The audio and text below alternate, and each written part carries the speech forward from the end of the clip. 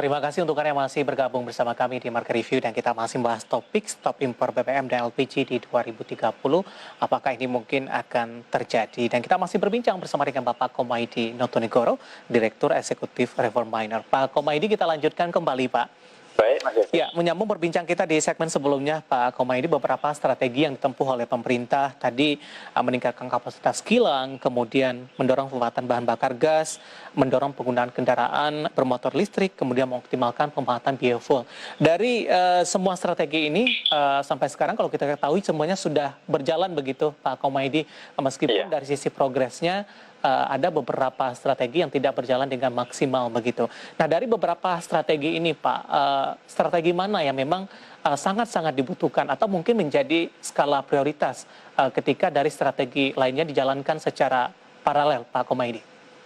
Iya, saya kira dengan mempertimbangkan berbagai kondisi yang ada ya, Mas Devi, tanpa juga mengesampingkan makna dari berkembangnya EBT, kilang masih harus menjadi prioritas yang karena faktanya sampai sejauh ini sebagian besar kendaraan yang kita pakai juga masih berbahan bakar fosil gitu ya, BBM sebagian besar gitu. Jadi kalau kilang itu bisa ditingkatkan kapasitasnya, kemudian produksinya juga bisa ditingkatkan secara otomatis, kemudian kekurangannya baru ditutup dari yang lain-lain, misalkan untuk BBG, untuk BBN maupun untuk penggunaan kendaraan listrik. Karena waktunya kan sudah tinggal 9 tahun dan yang paling realistis dan yang selama ini sudah kita jalankan dan terbukti memberikan kontribusi paling besar di dalam bauran energi untuk sektor transportasi ya kilang BBM, Mas David.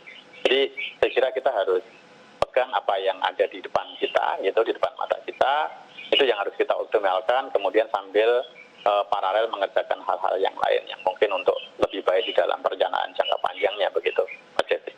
Untuk kilang BBM ini merupakan tanggung jawab atau mungkin pelaksanaannya dari BUMN atau juga bisa melibatkan dari pihak swasta, Pak? Kalau berdasarkan regulasi yang ada, Mas David, di Undang-Undang 22 2001 mengenai minyak dan gas, sektor hilir termasuk yaitu industri kilang ini sudah dibuka untuk umum ya, Mas. Artinya tidak hanya BUMN tetapi swasta juga sudah terlibat di dalamnya dan beberapa kilang memang sudah ada yang dikelola oleh swasta sebetulnya, Mas. Memang mayoritas paling enggak sampai sejauh ini sekitar 90% kilang yang ada di Indonesia itu dikelola oleh BUMN, dalam hal ini dikelola oleh teman-teman Pertamina, Mas Devi. Tetapi kalau payung hukum yang ada sudah membolehkan bahwa pihak lain, artinya non-BUMN untuk bisa terlibat. Baik, tidak hanya mengandalkan BUMN juga sudah melibatkan dari pihak swasta.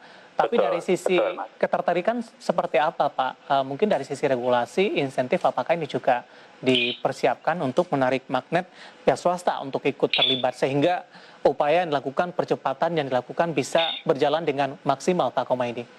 Betul, masalahnya betul ya ada di sana, Mas David. Masalahnya ini adalah di keekonomian proyek ya.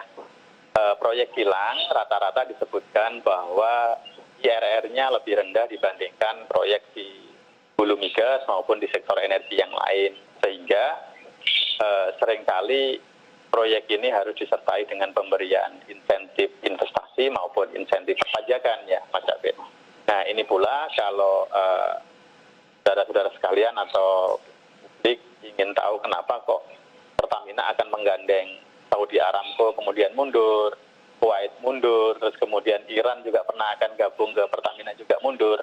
Itu problem utamanya karena mereka meminta insentif fiskal, Mas, yang kemudian teman-teman di Kementerian Keuangan menilai insentif fiskal yang diminta belum bisa diberikan karena mungkin terlalu berdampak serius terhadap target penerimaan negara, terutama dari penerimaan perpajakan. Nah ini yang perlu dikonstruksikan oleh pemerintah, kira-kira akan mengambil pola yang mana di dalam mengembangkan industri kilang di dalam negeri, Mas David. Baik, apa dampaknya ketika insentif fiskal ini diberikan? Tadi juga Anda sebutkan ini sangat berdampak kepada keuangan negara. Seperti apa dampaknya, Pak Komaydi? Betul, kalau insentif diberikan, kalau kilang ini kan misalkan ada salah satu usulan yang saya ketahui, Mas, mereka minta pembebasan pajak selama 15 bahkan sampai 25 tahun pertama sejak mereka operating. Nah ini kan tentu sampai periode itu ada pajak-pajak tertentu yang nggak bisa ditarik atau diterima oleh negara agar industri kilang bisa berjalan. Nah, ini kemudian yang perlu analisis biaya dan manfaatnya dari teman-teman Bappenas misalnya untuk menghitung ya Mas. Jadi di teman-teman Menko, misalkan Menko Perekonomian dihitung. Kalau misalkan pajak didapatkan manfaatnya seperti ini, tetapi biayanya katakanlah kilangnya nggak jalan. Tapi kalau kilang jalan, manfaat ekonomian atau multiplier efeknya nanti bisa dihitung, penerimaan pajak dari ekonomi yang bergerak berapa, sehingga dia cukup worth it tidak dengan kompensasi pajak yang hilang tadi atau yang diminta insentifnya. Kalau memang masih cukup worth it di dalam katakanlah periode pembebasan pajak selama 25 atau 30 tahun, saya kira tidak ada masalah ketika kebijakan itu diambil, tapi perlu basis hitung-hitungan yang jelas, Mas Devi. Baik. Pak Komaydi, waktu kita cukup terbatas, Pak. Terima kasih sudah bergabung bersama kami dan semoga kita bahas bisa menjadi referensi bagi pemirsa IDX Channel. Sehat selalu, Pak. Sama-sama, sehat selalu untuk Mas Devi. Baik, terima kasih. Ada Bapak Komaydi Notonegoro, Direktur Eksekutif Reform Miner. Kita akan jeda terlebih dahulu dan tetap di tempat Anda, karena setelah ini Materi akan segera kembali dengan topik yang berbeda.